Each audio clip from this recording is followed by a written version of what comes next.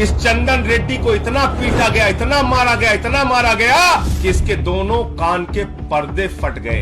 ED जो देश की सबसे ताकतवर जांच एजेंसी के रूप में आप सबके सामने प्रस्तुत की जाती है, वो किस तरह से जांच करती है, किस तरह से लोगों को प्रताड़ित करती है, किस तरह से उनके परिवारों को प्रताड़ित करती है। और तो और जिसके कारण आज मैं ये पीसी कर रहा हूँ, एक व्यक्ति को कहा गया तेरी बेटी कॉलेज कैसे जाएगी हम देखेंगे। बेटी को धमकी, पत्नी को धमकी, बूढ़े माँ बाप को धमकी, मारना, पीटना, प्रताड़ित करना और उसके बाद जबरन बयान लेना। ये मैं नहीं कह रहा हूँ, ये न्यायालय के सामने उन लोगों के बयान है। आम आदमी पार्टी के राज्यसभा सांसद और केजरीवाल मनीष सिसोदिया के बाद पार्टी के तीसरे सबसे बड़े नेता संजय सिंह ने बुधवार को एक प्रेस कॉन्फ्रेंस की और स्वयं को जबरन फंसाए जाने का आरोप लगाया है। नमस्कार, मैं हूं अंजलि राठी और इस वक्त आप सभी के लिए एक बड़ी खबर मैं लेकर हाजिर हुई हूं।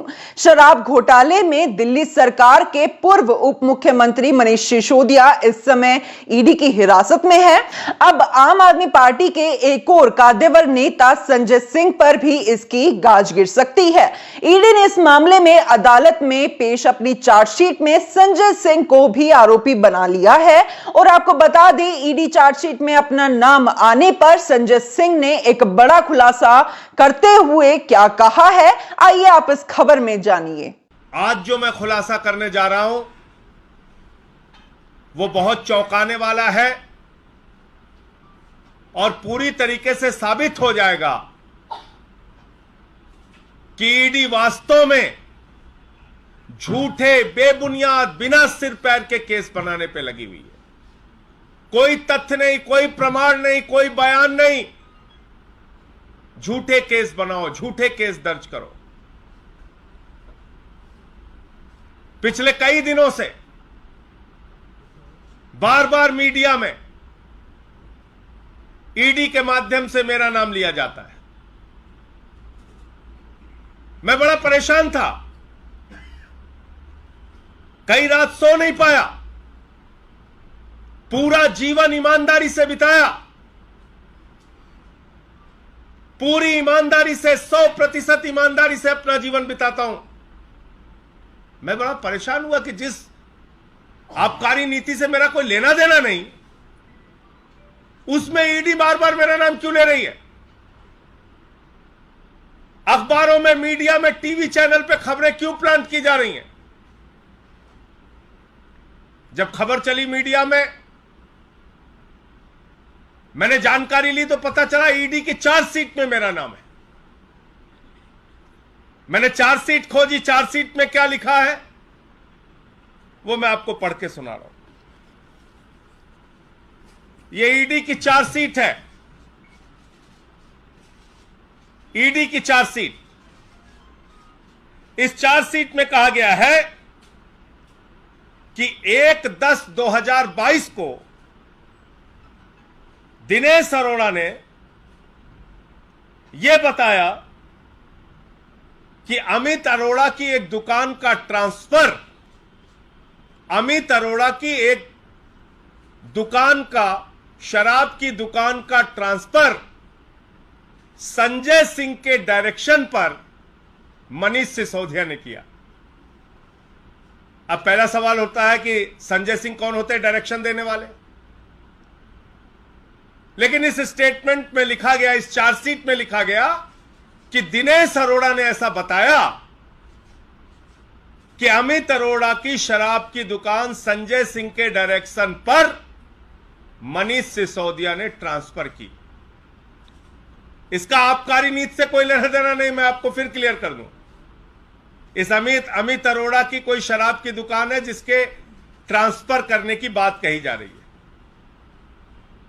यह लीकर पॉलिसी के पहले का मामला बताया जा रहा है। इसको ध्यान से समझिएगा। यह कौन कह रहा है? ईडी कह रहा है। कहां कह रहा है? अपनी चार्जशीट में कह रहा है। कब कह रहा है? 6 जनवरी को।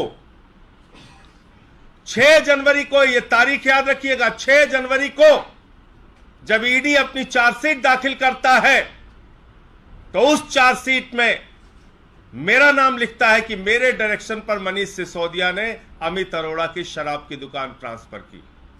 अब आगे ध्यान से देखिएगा, सुनिएगा और एक एक कागजात पढ़िएगा कि किस तरीके से एक फर्जी, एक झूठी चार्जशीट, क्योंकि मैं अडानी के महाघोटाले के खिलाफ बोल रहा हूं, क्योंकि मैं नरेंद्र मोदी सरकार के भ्रष्टाचार के खिलाफ बोल रहा हूं, इसलिए कैसे ये झूठा मामला बनाया गया। अब दिनेश अरोड़ा का स्टेटमेंट दिखाता हूं आपको।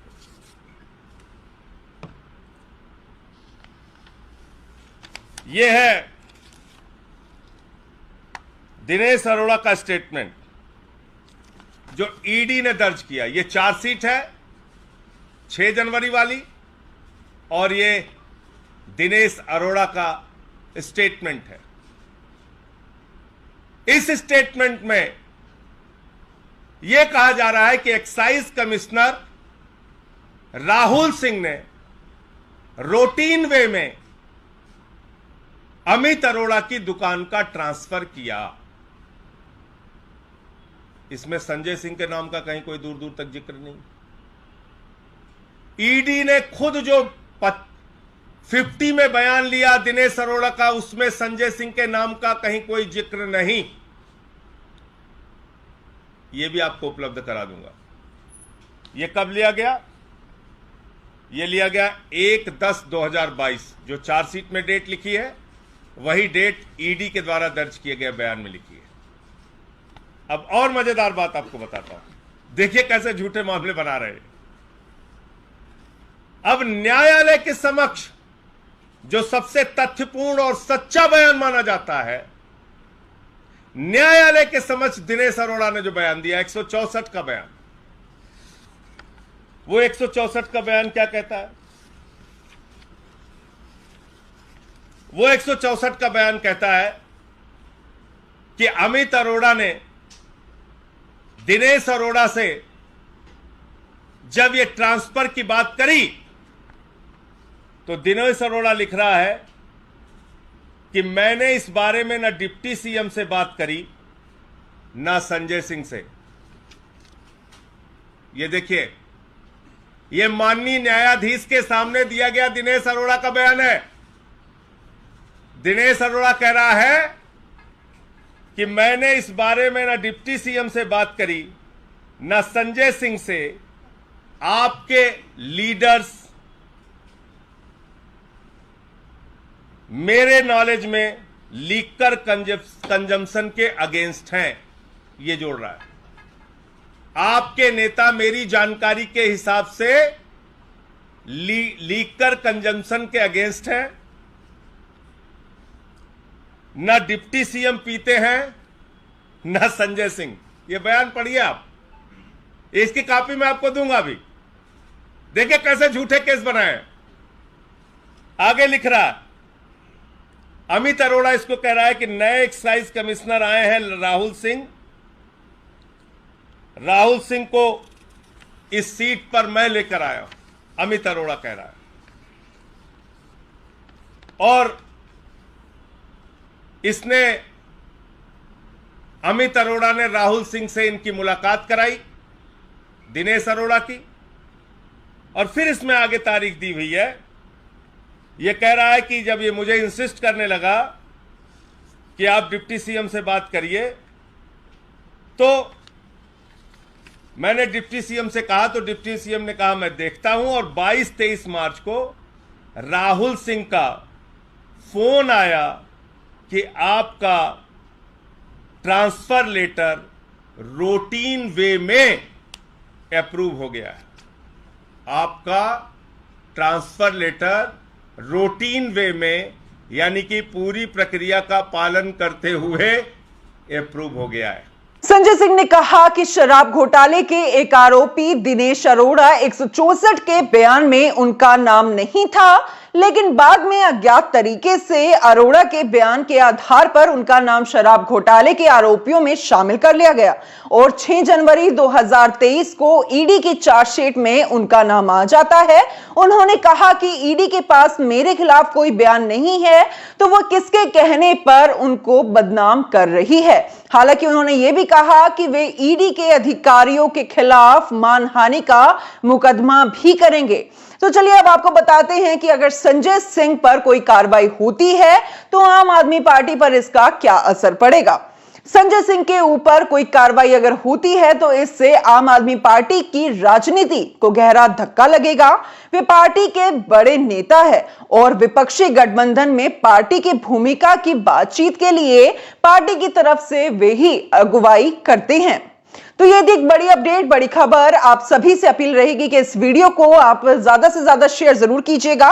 साथ में आपका क्या कुछ कहना है आप नीचे कमेंट बॉक्स में लिखकर हम तक जरूर पहुंचाइए। आगे भी देश और दुनिया से जुड़े हुए हर छोटे से बड़े मुद्दे, हर छोटी से बड़ी अपडेट आप सभी के लिए ऐसे ही लेकर आते रहेंगे।